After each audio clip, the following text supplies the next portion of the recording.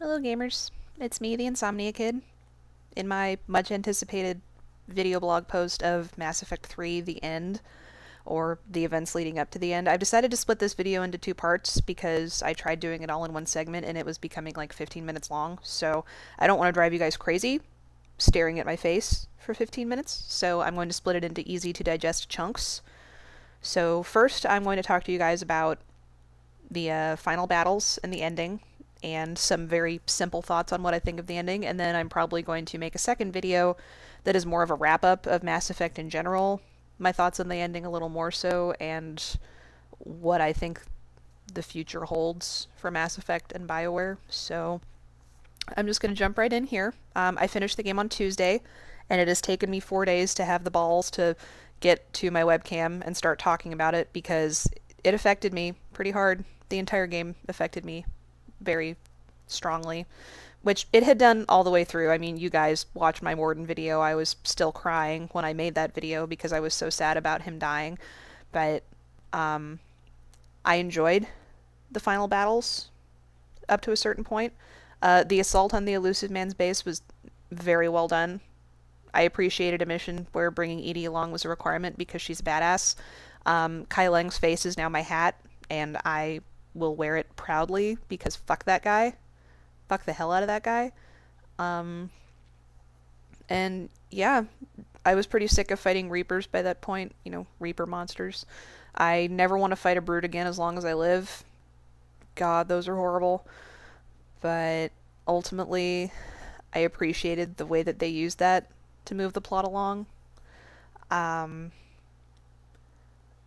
think it's funny because everybody talks about the ending of this game, the last 15 minutes, the big decision that is not really a decision. And now I do finally understand what everyone is talking about. I'm still not sure how I feel, I think. Yeah, I'm still not sure how I feel. It's been 3 days since I finished this game, and I'm not sure what to think about the ending of this game. But I do know that the part that affected me the most, oddly enough, was not the ending. This is a me thing, and I know this is a me thing because I have a very strong emotional attachment to certain places, and I grew up in London.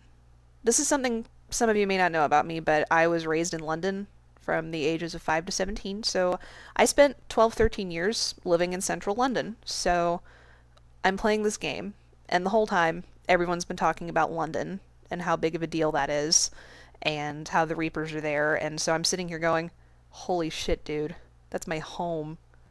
That's where I grew up. That's my life. I haven't been back there in like 6, 7 years, but that is my life. London was my home for so long, and so I have to give BioWare some massive props because when we landed in the decimated, smoking crater of the streets of London, and I could look around and basically recognize some of the streets. I mean, it was still, semi-futuristic London, but it was still London. It was so hard. Everything about that fight was so painful for me. Fighting through the streets of the town where I grew up, being able to see the clock tower in the distance burning and Reapers destroying everything, and, using red phone boxes as cover, it affected me profoundly. It made it so much more real to me. I felt even more like Shepard than I ever had before in that final fight, and it was a brutal final fight. I, again, never want to face that many brutes again. Shitty.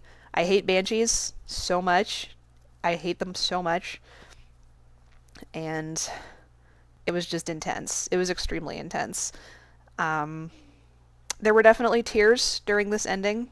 Oddly enough, the first set of tears came during my goodbye to Garrus, which I don't know if any of you guys have romanced Garrus, but those of you who haven't, Garrus isn't a romantic fellow. I mean, he's a Turian, he's a badass, he's a little more concerned with calibrating guns than the affairs of the heart.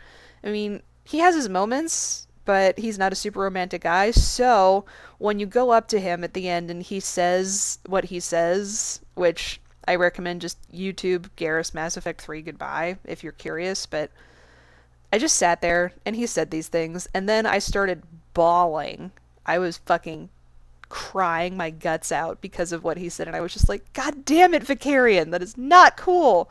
You were not supposed to make me cry like that right before I go into a battle. Fuck. But I blame that entirely on just I'm extremely emotionally attached to these characters, and they mean a lot to me. So yeah, that ending. I did have 3 options because Jeff helped me get my readiness rating up past something percent. So I had over 4,000 military strength, which, yeah. I still think it's kind of bullshit that all of that multiplayer was necessary because I'm not a super completionist in video games, but I also hate playing games with other people most of the time. So, yeah, not a big fan of the multiplayer component, as much fun as I had with some of it. Definitely think the ending was weird. I was expecting this huge, epic, kill all the Reapers boss fight like I've had in the last 2 games, where you have to fight this huge, awful thing that just makes you crazy with how awful it is. But no, there was just this creepy little blue kid who's like, 3 ways, 3 different colors, pick one. And I was like, okay. Not expecting that. Well, not really expecting this specifically. I chose the synthesis ending because ultimately I couldn't bring myself to destroy all synthetic life, which is my own fault because of how much I liked Edie and how guilty I felt for not being able to save the Geth. I think I would have done the same thing if I had saved the Geth. I still don't know if that was the right decision. I still feel like, compared to the rest of the game, the ending was not an expected thing. In some ways it works for me, because I respect the whole Mass Effect is the hero's journey, and Shepard's journey ends right there, so you don't really know what happens next. But at the same time, I also feel like it leaves way too much open, and I don't really know what just happened, because it's like, okay, so all of the mass relays are gone? What does that mean? That's not good. That's very not good. Everybody's kind of stuck here in this decimated crater planet called Earth. And yeah, I don't know. I'm starting to get a little too much into the ending, so I will probably pause here. Pause. So those of you who want to hear more about my overall wrap-up thoughts on Mass Effect should proceed to the next video, and I will continue to talk to you there, just for ease of watching. So see you in a minute.